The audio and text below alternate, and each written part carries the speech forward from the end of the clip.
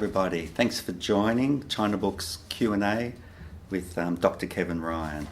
Kevin is a registered acupuncturist and osteopath with particular interest in the treatment of musculoskeletal dysfunction, pain and neurological disorders comprising fertility, mood disorders, inflammatory arthritis and endocrine disorders.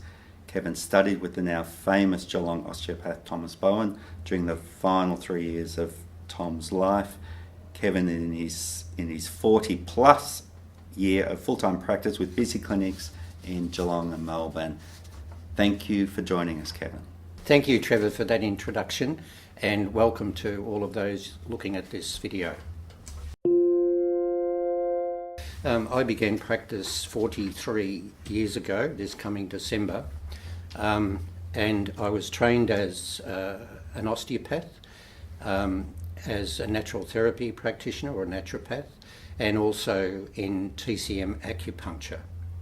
And I practiced in Geelong for the whole of that time, the 43 years. In the last 6 years, I've also been practicing at a clinic in Melbourne. Bowen Techniques are a group of techniques, all of which were developed by Tom Bowen, the Geelong osteopath, and they're used for treating a wide range of musculoskeletal conditions. So Tom would treat lower back pain, middle back pain, upper back pain, neck pain, problems with smaller joints such as elbows, knees, ankles, wrists, fingers, toes, jaws, and the individual techniques, when you look at them, they look similar. They look like there's a cross fibre flick that's used on the tissue. It's done with a great deal of finesse, accuracy, and it's done with a gentle approach, so there's no discomfort or pain for the patient. Some of those techniques are lever assisted as well, so the pelvic work, for example, and the shoulder work involves the practitioner using a lever effect with the limb, either the leg or the arm, to achieve a joint, a change at a joint such as the hip or the shoulder. But it looks very gentle, and it looks, for a trained TCM person, they would have absolutely no doubt that what they were looking at was someone who knew acupuncture points, because every single contact point is an acupuncture point. One of the mistakes that they might make is coming along thinking that I was going to try and turn them into osteopaths, but that's not actually the case. What I'm trying to do is to get them to see how really simple, gentle, sort of cross-fibre stretch techniques using well-known acupuncture points, there are very few surprises, when they're done in the right sequence, cause amazing change in the way in which joints function and the way in which the person themselves functions. So the classic thing is that if you think about the back of the upper body, so we're looking at the bladder channel in particular, and the so-called back shoe points, is that some practitioners needle those, and other practitioners probably wish they needled them more often but aren't quite sure how it fits in with their therapy.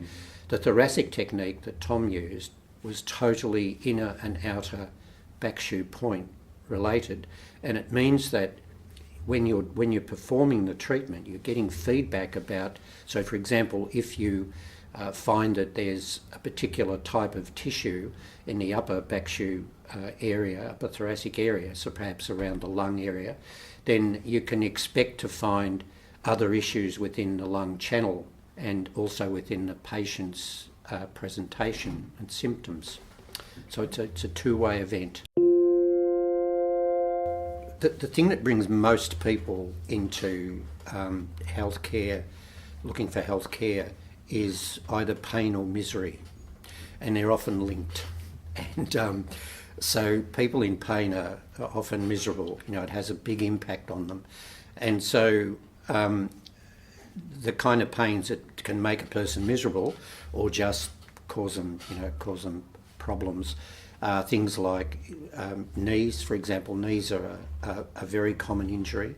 Ankles are a common injury. Shoulders are common. And then low back pain, neck pain.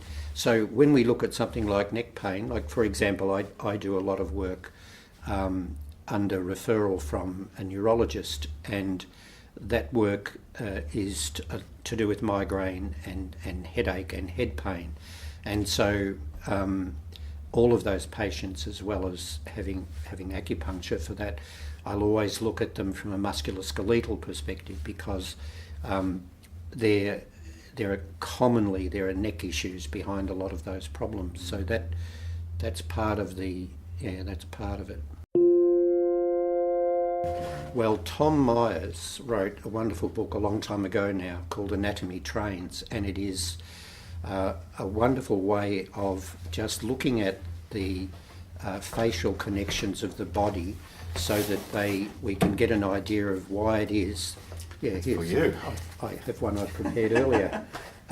So this book has got terrific descriptions of the interaction of movement across the body and the way in which there are connections. So, for example, when we do in the workshop talk a lot about the knee and how to, if by improving function of the knee, for example, just the tracking of the patella, for example, when that is improved, then there are changes which occur elsewhere in the body, which could be in the ankle, they could be in the hip, they could be in the opposite shoulder. And this book explains that. It explains why these things shift from one part of the body to the other. So that is a great book, and I recommend it in my workshop manual, and I recommend that people buy it from China Books.